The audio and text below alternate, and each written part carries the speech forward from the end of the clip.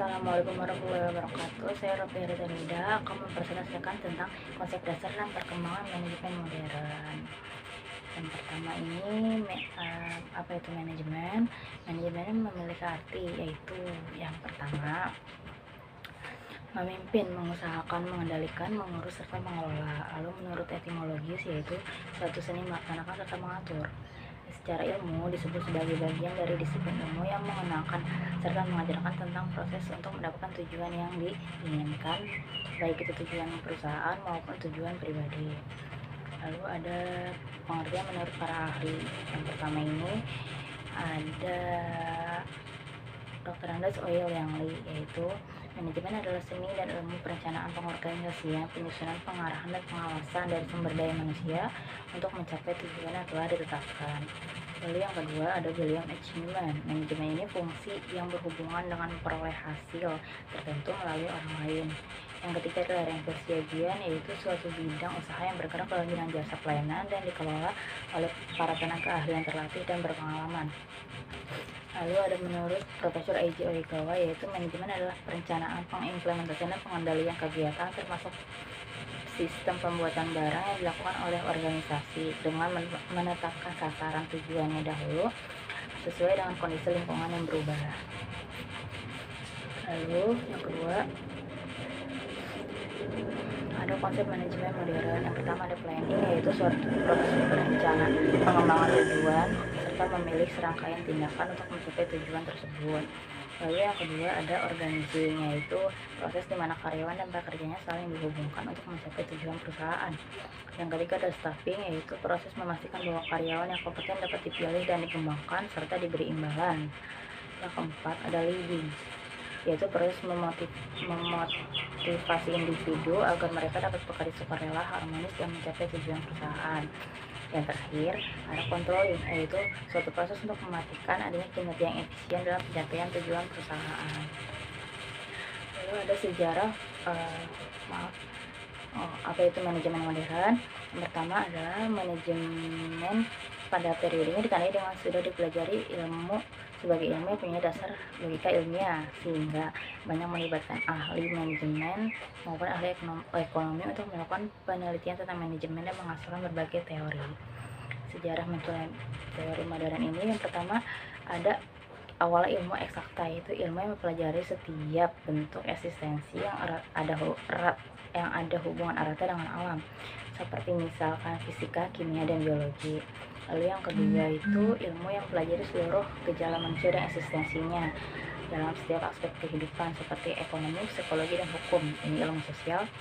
Dan yang terakhir ilmu humaniora, yaitu kumpulan pengetahuan yang erat hubungannya dengan seni, seperti seni tari, lukis, sastra, dan suara.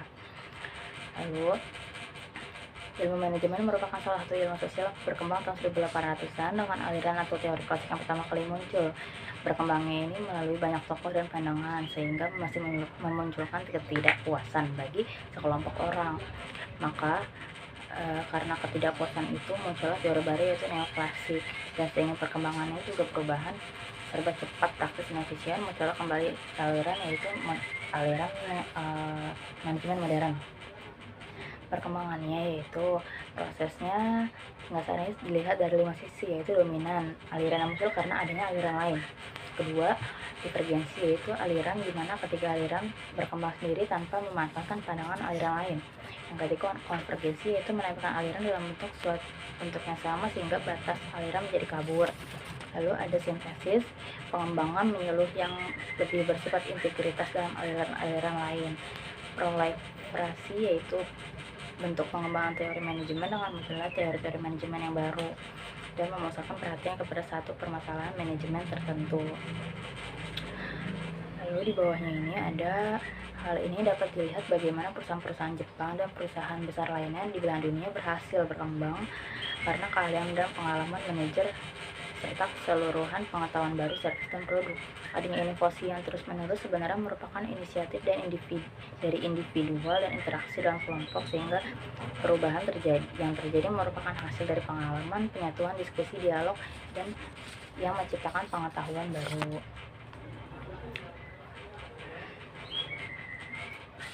Lalu ada Apalagi di sini teori manajemen modern. Pertama ini, dalam kehidupan sehari-hari manusia selalu memenuhi kebutuhan dan keinginan hidupnya secara maksimal. Karena dari pertama manusia ada, sudah diberkahi oleh rasa saling bergantung satu sama lain. Dari kerjasama ini timbul keinginan untuk mengatur, merencanakan, mengevaluasi tujuan yang sejak awal diciptakan sehingga terbentuklah sistem manajemen yang disepakati untuk mengatur semua anggotanya. Yang kedua, melalui teknologi komputer. Adanya teknologi ini dapat memudahkan bagi manajer untuk membuat keputusannya. Meski dengan berkembangnya ilmu ini, beberapa manajemen modern masih memiliki beberapa kelemahan. Terus ada pendekatan manajemen. Yang pertama, pendekatan proses, disebut juga pendekatan fungsional, operasional, universal, tradisional, atau klasik. Pendekatan ini bermaksud mengidentifikasi fungsi-fungsi manajemen dan menetapkan prinsip dasar organisasi. Di antaranya ada kesatuan perintah, persamaan wewenang dan tanggung jawab, tentang kendali yang terbatas, serta delegasi pekerjaan rutin. Lalu ada pendekatan keperilakuan, yaitu pendekatan hubungan manusiawi. Maksudnya mengemukakan bahwa pendekatan klasik tidak semuanya menghasilkan efisiensi produksi dan keharmonisan kerja. Lalu pendekatan keperilakuan menekankan pentingnya kooperasi dan moral karyawan juga. Setelah itu ada pendekatan kuantitatif, yaitu pendekatan yang menganalisa masalah manajemen secara logis dan mengembangkan berbagai alternatif pemecahannya. Pendekatan ini mengutamakan pandangan manajemen dari perspektif model-model matematis dan proses kuantitatif lain. Lalu ada pendekatan sistem. Pendekatan sistem ini ditetapkan di paling akhir dan dapat dipahami dengan sudut pandang teori sistem umum atau analisis sistem. Yang terakhir ada pendekatan situasional. Mana ini pendekatan situasional?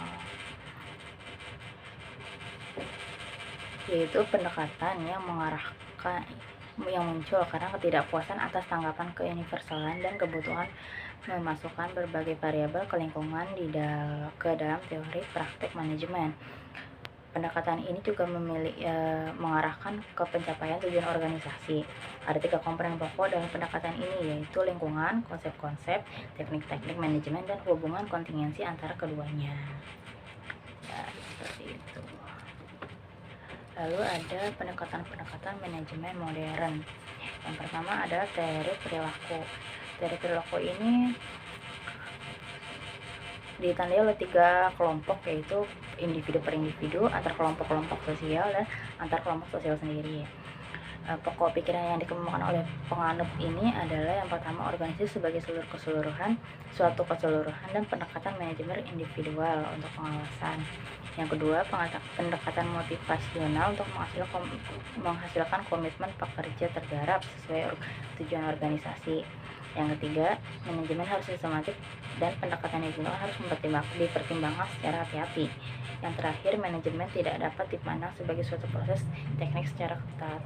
Selain 4 pokok ini, berdasarkan hasil riset ditemukan bahwa yang pertama, manajemen masa kini harus diberikan latihan dan pemahaman prinsip-prinsip.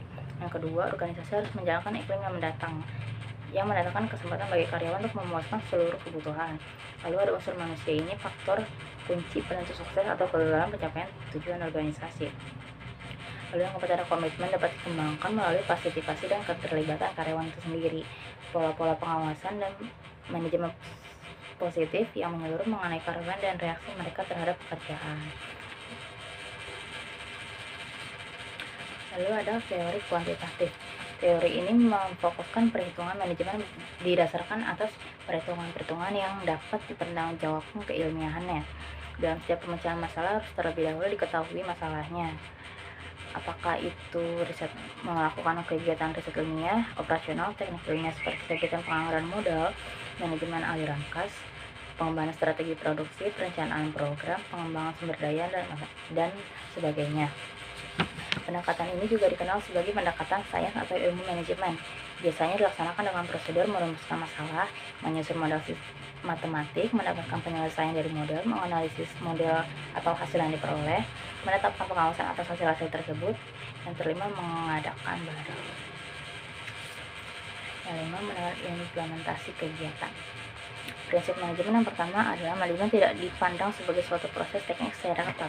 Yang kedua, harus sistematik dan pendekatan yang digunakan harus dengan pertimbangan organisasi sebagai suatu keseluruhan, dan pendekatan manajer individual untuk pengawasan harus sesuai. Elemen dalam manajemen modern yang pertama adalah spesialis pekerjaan, yaitu sejauh mana tugas-tugas dalam organisasi dibagi ke dalam beberapa pekerjaan. Kedua, departementalisasi, yaitu dasar yang dipakai untuk mengelompokkan pekerjaan secara bersama-sama berupa proses, produk, geografi, atau pelanggan sendiri. Lalu ada rantai komando, jumlah bawahan yang dapat garis bawahnya yang dapat diputus yang membentang dari puncak organisasi ke eselon paling bawah. Lalu ada rentang kendali, yaitu jumlah bawahan yang dapat diarahkan seorang manajer secara efisien dan efektif. Yang terakhir adalah sentralisasi dan desentralisasi, yaitu mengacu pada sejauh mana tingkat pengambilan keputusan terkonsentrasi pada suatu titik, sedangkan desentralisasi adalah kebalikannya. Lalu yang terakhir ada keuntungan dan kelemahan. Keuntungannya itu sendiri adalah banyak digunakan dalam kegiatan-kegiatan sehari-hari, meliputi penganggaran modal, perencanaan produk, manajemen persediaan, penjadwalan, moda antrian, dan transportasi. Lalu kelemahannya adalah konsep manajemen modern sulit dipahami karena perhitungannya yang rumit bagi beberapa orang. Sekian presentasi dari saya, kurang lebihnya mohon maaf. Terima kasih. Wassalamualaikum warahmatullahi wabarakatuh.